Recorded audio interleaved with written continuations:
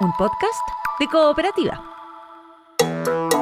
Este es el podcast de Esa es la idea, con Emilia Aguilar. Fíjate que cada año miles de emprendedores y emprendedoras chilenas lanzan sus negocios sin registrar su marca. Si tú eres uno de ellos, presta atención. El problema es que en Chile el derecho sobre una marca lo tiene quien la registra primero y no quien la usa primero. Y eso significa que alguien puede quedarse con tu nombre aunque lo hayas usado por años. Bueno, de todo eso queremos conversar con Esteban Figueroa, que es el director nacional de INAPI y que nos va a ayudar a entender todo esto. ¿Cómo estás, Esteban? Bienvenido. Muy bien, Emilia, muchas gracias. Encantado de estar aquí. Hay muchas dudas sobre esto. Partamos por, entender el contexto. ¿Qué le puede pasar a un emprendedor que lleva años con su marca, como decíamos recién, y de pronto alguien la registra antes que él? Mira, quiero ejemplificar esto de una manera bien sencilla para que todos lo puedan entender. Esto, mira, es como construir tu casa en un terreno que no es tuyo y que puede llegar el dueño en cualquier minuto y pedirte que salgas de ese lugar. Eso de alguna manera ejemplifica qué es lo que sucede con aquel persona que empieza a trabajar y no hace el registro de marca. Por eso, una de las grandes recomendaciones que hacemos es siempre pensar en registrar tu marca, que además después se transforma en un activo intangible para tu compañía. ¿Qué significa, en términos prácticos, registrar la marca y en qué momento del proceso del emprendimiento es necesario hacerlo? Mira, los registros de propiedad industrial requieren exactamente un proceso, ¿ya? Que en este caso en Chile se realiza en el INAPI, ¿no? El INAPI hace un examen y una vez que se cumplen determinados requisitos, se otorga ese registro, ¿no? Eso en términos muy sencillos, tal vez después podemos ahondar un poco más en el proceso, ¿no? Y básicamente, cuando uno obtiene ese registro, entonces tiene la posibilidad de tener la exclusividad dentro del mercado para utilizar esa marca, ese nombre, en una clase determinada, ¿no? Por eso se generan a veces estos conflictos con personas que de muy buena fe comienzan a utilizar determinadas marcas, pero que ya tienen otro titular. Hay que pensar que en Chile se presentan más o menos 70.000 solicitudes al año. Entonces es un volumen más o menos importante. Y es un escenario frecuente en el país que se registre una marca que ya estaba siendo usada por otra empresa. Exactamente, es lo que hacemos. Por eso siempre recomendamos hacer una búsqueda en la página web de INAPI. Es completamente gratuito. Los emprendedores pueden ingresar a la página web y buscar y determinar si la marca ya se encuentra registrada o existe una muy similar. Y con eso se van a evitar futuros problemas de este tipo, de esta naturaleza. Y también el problema de poder empezar a trabajar en algo y que después a veces de mucho esfuerzo, de haber invertido no solo dinero, sino que también el tiempo, el trabajo, el talento, y que finalmente necesita cambiar de marca y abandonar esa identidad.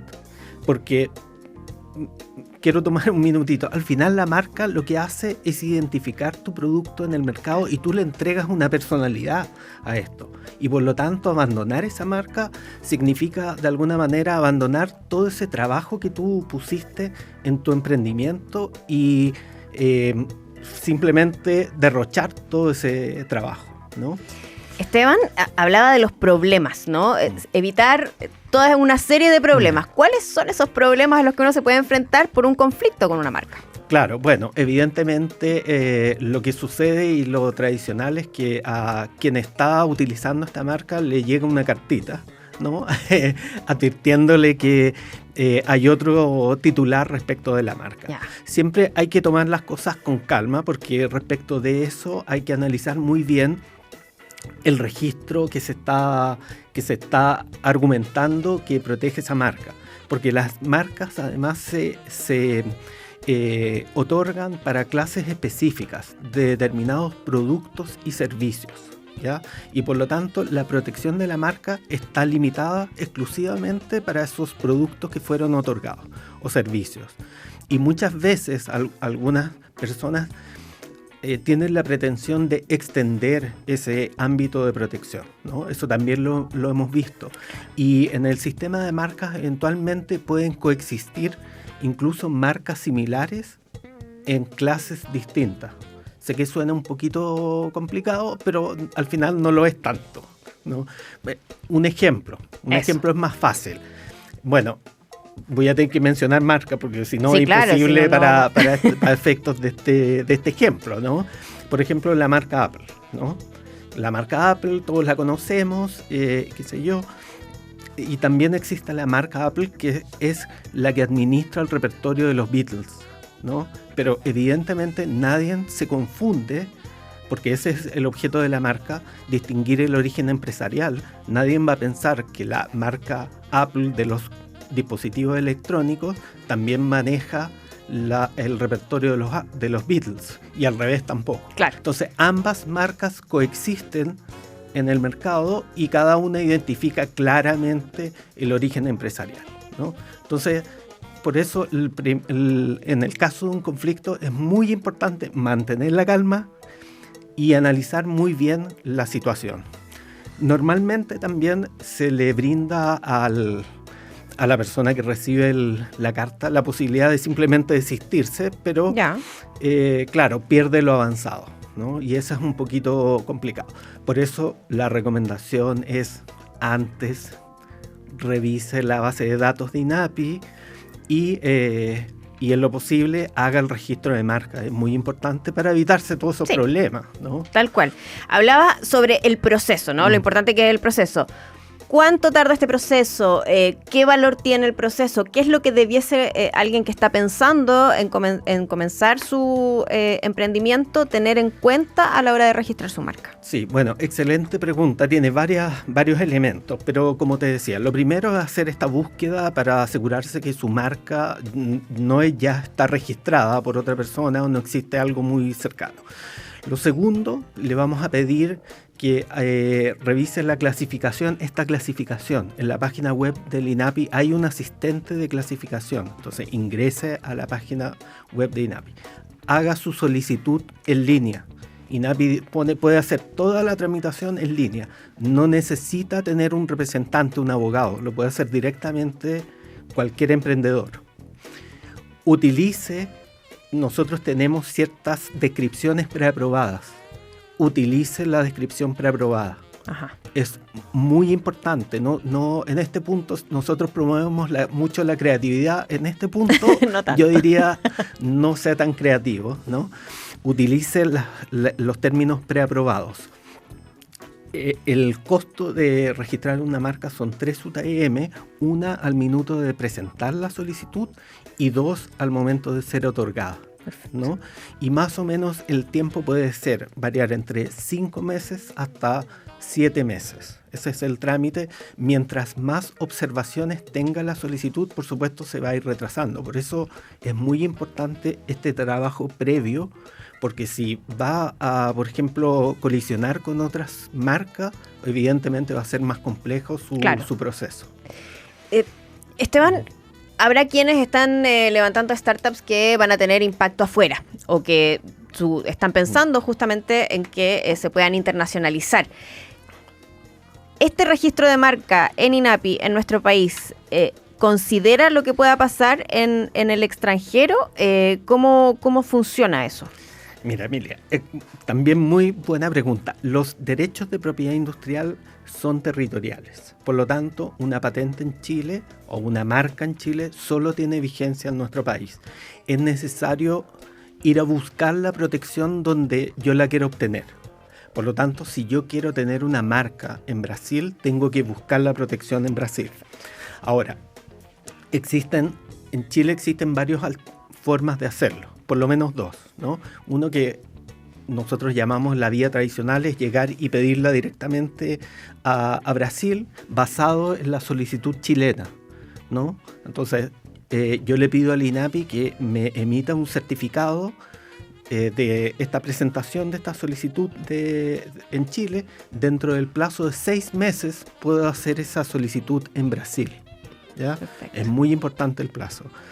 Y alternativamente también Chile es parte de un convenio que se llama el Protocolo de Madrid, que también es un sistema centralizado para el registro de marca. Es un poquito más complicado porque se hace a nivel internacional, pero de ahí yo puedo entrar más o menos a 130 países con una única solicitud y hacer un registro centralizado.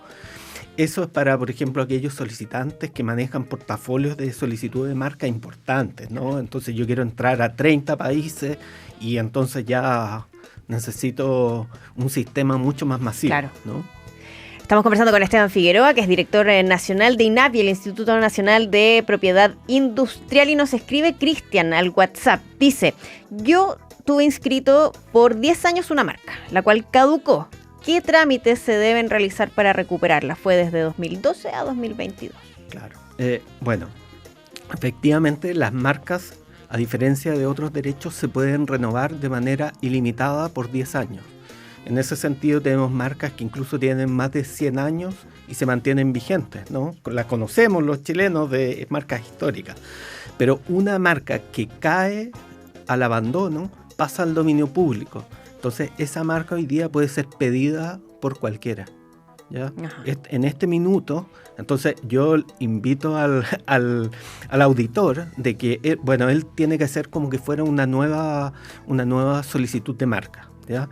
No se puede porque esta solicitud en realidad pasa, como le comento, al dominio público y cualquiera después podría pedirla.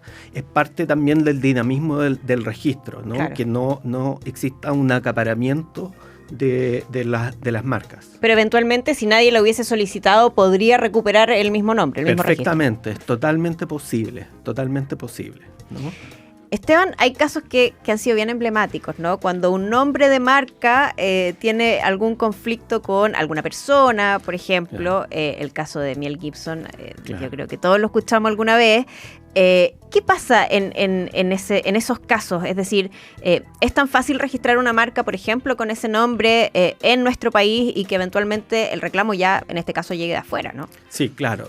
Mira, yo creo que hay varios tipos de conflictos. También está el conflicto de la titularidad, ¿no? Que somos colegas, amigos, ¿no? Y después uno de los dos presenta, no sé si te suena. Bueno, yo creo que a varios les suena el caso. Ya. Bueno, ahí es muy importante también que un emprendedor que tiene un socio al principio defina las reglas de la propiedad de la marca. Ya. Es muy importante eso, porque hemos visto innumerables casos de amigos, socios, compañeros, éramos tan amigos, compañeros del barrio y qué sé yo, y bueno, después cuando empieza a haber flujo en el negocio, sí, es importante. Ahora, respecto de lo segundo, por ejemplo, el caso de la Miel Gibson y otros, es muy importante porque existe una prohibición respecto de usar imágenes o nombres de personas individualizadas que no sea esta persona, ¿no? Ya. Y en este caso, en el caso de Miel Gibson, claro, lo que fue como de alguna manera complicó que utilizaba la imagen de Mel Gibson, ¿no? Claro. Al eliminar esa imagen, de alguna manera, evidentemente el INAPI, el análisis que hace es si el público se va a confundir respecto del origen empresarial. O sea, si alguien va a pensar que la miel es producida por un... sí, claro, por un actor de Hollywood. Actor, claro. Por eso finalmente la marca fue otorgada, ¿no? En el sentido de que no generaba confusión en el origen empresarial, ¿no? Entonces, el INAPI tiene que analizar caso a caso, pero básicamente lo que hace es determinar si va a inducir a error o a confusión a las personas, ¿no? Y básicamente es eso, ¿no? Evidentemente, dentro del proceso existe la posibilidad de que terceros puedan oponerse, ¿no? Y ha pasado con otras, con Star Watch y qué sé yo.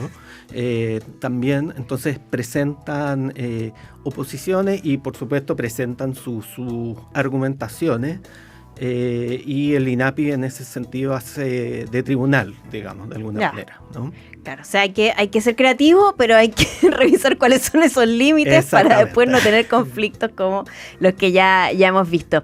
Esteban, por último, ¿dónde se puede encontrar más información? Alguien que está escuchando ahora y dice, ya, ok, me decidí, voy a ir a registrar mi marca en breve. ¿Qué es lo que tiene que ir a hacer? Mira, yo los invito a revisar nuestra página web inapi.cl. Tenemos varios ebooks bien ilustrativos y también en nuestras redes sociales, todas son INAPI Chile.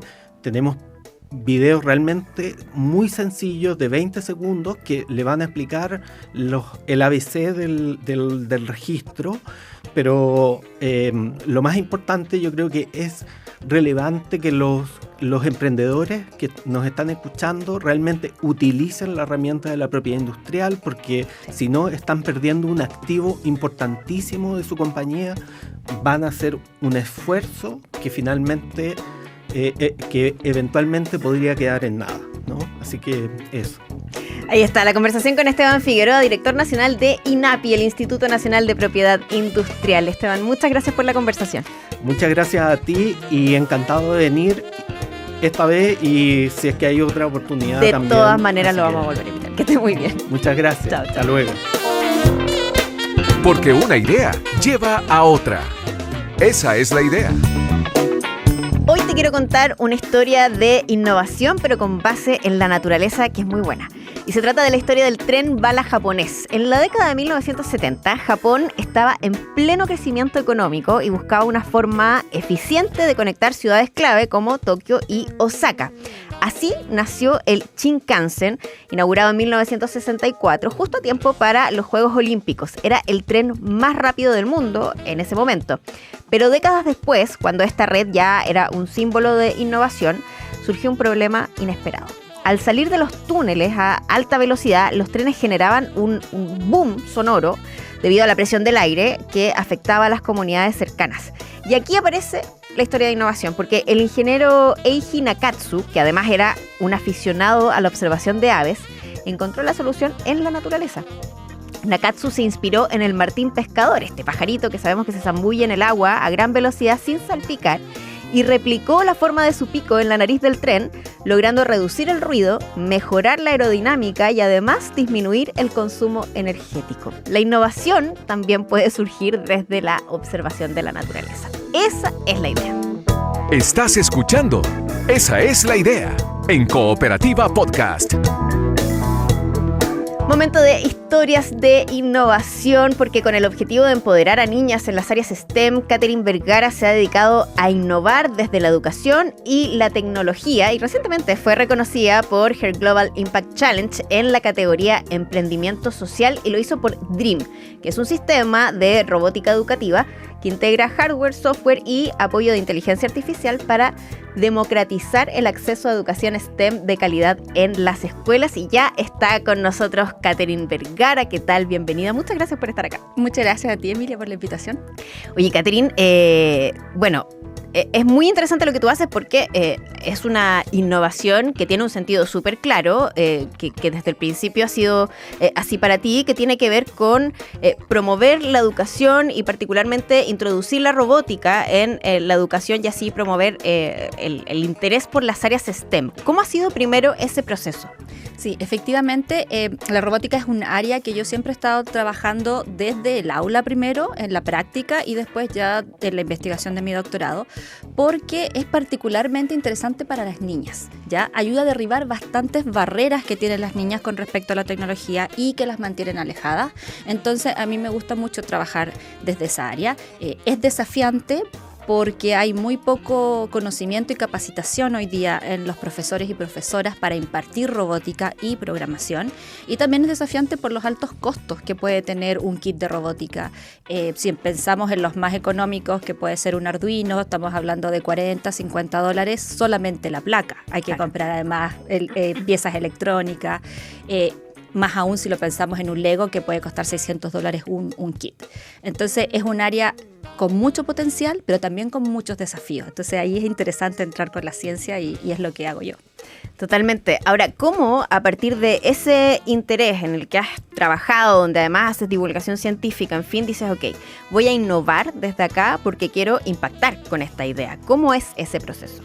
Yo creo que partió del tiempo en el que yo hacía clases, porque yo lo veía en el aula. Me encontraba siempre con dos cosas. Primero, escuelas que tenían los recursos para comprar kits de robótica que terminaban en la bodega porque los profesores no los podían usar. Claro. Y era como, oye, qué pena, qué desperdicio de recursos. Y por otro lado, profesores que no sabían cómo hacer robótica, pero querían. Entonces tenían que empezar a buscar información, conocimiento, distintas páginas web, libros, otros profesores. Entonces el conocimiento además estaba muy disgregado. Claro. Y los profes lo que menos tienen es tiempo. Entonces nace así un poco la idea de hacer un sistema educativo de robótica que por un lado sea muy fácil de seguir para los profesores, y ahí entra la inteligencia artificial porque personaliza el contenido según el nivel de conocimiento del profesor y les entrega el trabajo listo para la sala de clase, con la evaluación, con la rúbrica, con el programa de clases, todo. Y por otro lado, el kit de robótica, el físico, digamos, que utilizan las niñas y niños es mucho más útil y más económico de lo que podría ser la competencia que tenemos en el país. Entonces, tenemos un hardware, que es, digamos, la parte física, lo que tocan los niños y niñas, ese es el hardware, que tiene imanes, que tiene pantalla touch, que tiene los sensores y los actuadores integrados, que es la manera en la que la robótica se comunica con el mundo. Entonces, eso hace que sea mucho más económico. Y ahí superábamos estos dos problemas. El proceso de llegar a esta solución, porque esta solución pasó por muchas iteraciones, ya así como todo en la ciencia, ensayo y error, partió en el doctorado la investigación, ahí hice mucho trabajo primero de investigación, qué funciona, qué no funciona, y sacamos el primer prototipo. Eso se publicó en papers internacionales, yo lo mostré en varias conferencias afuera, me permitió ganar el premio For Women in Science y también el premio Abby Award en Grace Hopper Celebration, donde soy la primera chilena que lo gané. Además, precisamente por, más que el proyecto en sí, es por el aporte a la sociedad que hace este avance del conocimiento, porque muchas veces la ingeniería se puede quedar solamente en el paper y en la academia. Entonces yo siento que las mujeres lo estamos sacando de ahí, y este proyecto en específico aportaba a esa línea y por eso tuvo ese premio en Estados Unidos. Y ya desde ahí postulamos a Startup Ciencia el 2024. Entonces todo el 2025 estuvimos desarrollando, mejorando y creando finalmente otro prototipo que fuera mejor, que ya tuviera esta pantalla touch y cosas más entretenidas, y que integrara la inteligencia artificial para personalizar el contenido educativo para los profesores y profesoras. Katy, ¿qué significa, por ejemplo, el apoyo de una herramienta como Startup Ciencia justamente para que esto, que es una idea que nace de una investigación académica, luego se transforme en algo que efectivamente pueda ir a impactar ahí donde siempre quisiste llegar con la solución? Totalmente. Mira, es crucial. Así que no puedo remarcar lo importante que es tener recursos económicos en una fase inicial, porque en prototipado se pierde muchísimos recursos. Necesitas mucha mano de obra, o sea, nosotros somos 8 personas en el equipo, ¿ya? Entonces, por un lado tienes que pagar los sueldos, por otro lado tienes que comprar materiales, los materiales de electrónica tampoco son sencillos, son fáciles, muchos los tenemos que importar de China o de Estados Unidos porque acá no existen. Claro. Entonces, ese apoyo económico es crucial para poder tener ahora un TRL7, que es lo que tenemos, que es casi un producto listo para salir a comercio. No podríamos haberlo hecho sin el apoyo de ANIT. O sea, aunque hay muchas otras cosas que se financiaron por otros medios, la verdad que el apoyo de ANIT fue crucial. Sí. Y para ti que vienes de la academia y de la investigación y que estabas haciendo tu doctorado y entonces comienzas a desarrollar esta idea, el encontrarse en este camino de la transferencia tecnológica significa ir conociendo herramientas, ir conociendo lo difícil que es el proceso justamente de llegar a que esta idea se convierta en algo más tangible, ¿no? ¿Cómo fue para ti eso? ¿Qué cosas te ayudaron además en ese camino y que puedan ser útiles también para alguien que pueda estar escuchando? Sí, yo creo que ese era un nuevo desafío. Por un lado estaba la parte científica, como técnica del desarrollo, que yo ya sentía que me manejaba, que Claro. lo podía hacer bien, por toda mi carrera, no solamente el doctorado, sino por mi carrera profesional anterior. Pero te encontrás en un mundo de emprendimiento, de negocios, de modelos de negocios, de pitch, de estudio de mercado, un montón de cosas que uno ni siquiera en el doctorado jamás ha visto. Claro. Entonces eso fue súper desafiante y yo rápidamente decidí que necesitaba capacitarme en esto y busqué una incubadora o algo donde empezar, y es así que yo llego a la Academia Hair Global. Yo entro por ese lado, por querer aprender a cómo manejar esto y convertirlo en un negocio exitoso. No quería que la idea se quedara solamente en, pucha, tenemos estos fondos de ANIT, desarrollemos el prototipo y dejémoslo ahí. Yo quería poder llegar a las salas de clase. Entonces, claro, la Academia Hair Global me entrega ese conocimiento y me entrega también una comunidad de apoyo de mujeres que están todas buscando emprender o reinventarse, que es crucial para la etapa en la que yo estaba. Entonces, mi recomendación sería buscar apoyo de alguna incubadora, alguna academia de negocios y pedir muchas mentorías. Yo hablé con mucha gente del medio.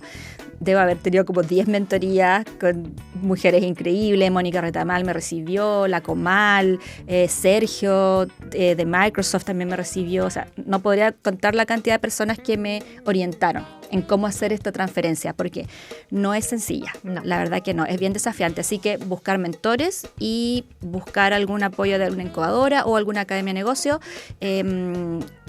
Corfo creo que también tiene proyectos, entonces ni siquiera tiene que ser algo pagado. O sea, yo de hecho existen cosas que te becan y todo, entonces es como buscar un poco, pero saber que necesitas la ayuda. No es algo que yo recomendaría hacer solo porque te va a hacer que sea más difícil y te tome más tiempo. Ya, eso es súper importante porque además en esa búsqueda se van tejiendo redes que después son súper importantes, es decir, conocer personas que te pueden ayudar o con un dato o que a lo mejor están trabajando en algo similar y se van generando estas redes. ¿Qué importancia tuvieron para ti esas redes? Mira, las redes son, como dices tú, sumamente importantes porque en algunos momentos eran técnicas, en el sentido de, oye, mira, este es el prototipo, así está quedando, ¿qué opinas? Cuéntame, y salían cosas nuevas que incorporar o preguntas que no nos habíamos hecho. Pero por otro lado también era de la parte de negocio, de hacer alianzas, de promover el trabajo que estábamos haciendo. Por un lado, en la parte STEM, y por otro lado, como mujer en ciencia, visibilizar que también tenemos un espacio, tenemos una voz. Entonces, diversos programas me permitieron ampliar el impacto y conocer más gente. Solamente por nombrar algunas, la red Más Niñas en las TIC, de Duoc, Mujeres que Todo Lo Pueden, de Fundación Luxic. Entonces, son espacios a los que tú vas con tu idea. Y si no tienes miedo de compartir y de estás dispuesto a aprender, vas a sacar mucho y va a ser muy enriquecedor. Dijiste algo interesante, no tienes miedo de compartir tu idea y de que alguien a lo mejor te diga, mira, a eso le falta mucho camino por recorrer, o eso está bueno, pero le falta todo esto. ¿Cómo fue para ti también eso que uno entiende que uno no llega con una idea lista para instalarse, salir al mercado, un proceso largo, pero que requiere de esta apertura además de intercambio? Sí, es clave lo que acabas de mencionar porque uno siempre se queda como con la historia de éxito, ¿no? Es súper fácil pensar que Duolab es la empresa que es ahora, que va a lanzar Dream y que tenemos este proyecto que se ve redondito, ¿no? Cerradito, claro.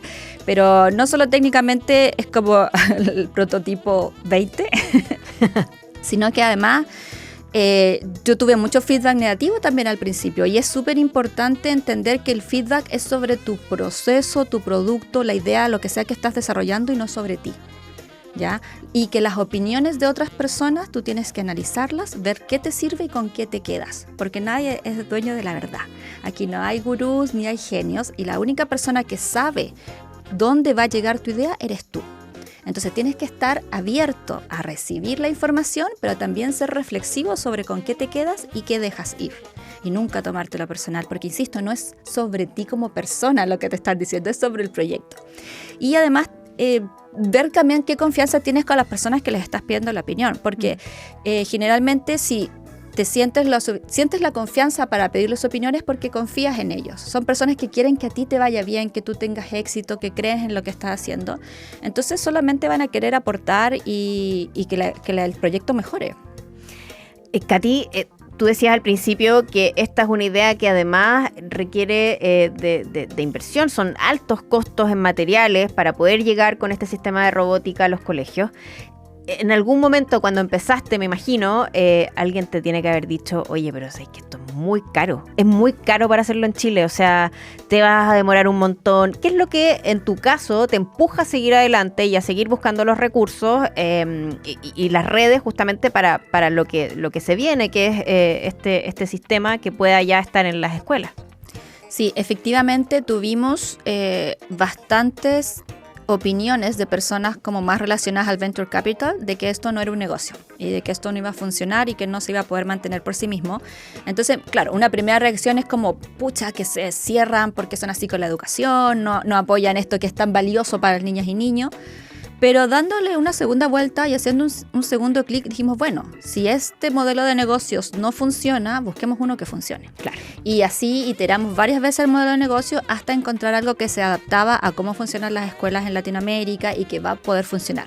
Entonces, si no hubiéramos tenido ese primer rechazo a lo que estábamos haciendo, no habríamos podido mejorar y tener el modelo de negocio que tenemos ahora. Entonces, yo creo que por ese lado es súper bueno ese momento. Claro, es duro para uno como emprendedor, claro, especialmente cuando es la primera vez que estás haciendo algo así, pero hay que tratar de ver cómo eso te va a ayudar a mejorar. Sí. Katy, por último, en este programa tenemos un momento especial que es el momento del pitch. Así que queremos que tú hagas tu pitch acerca de Dream y que en menos de un minuto convenzas a todas las personas que están escuchando de por qué esto es un sistema tan importante para la educación. Adelante. Dream es un sistema educativo de software y hardware que permite a las niñas y niños a aprender robótica y a programar desde cero.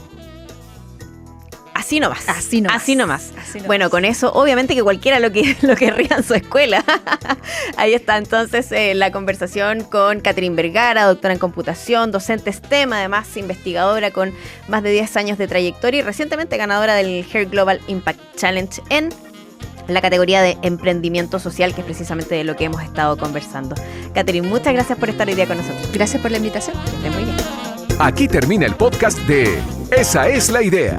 Lo escuchas en vivo de lunes a viernes a las 4 de la tarde en la radio y en la app de Cooperativa.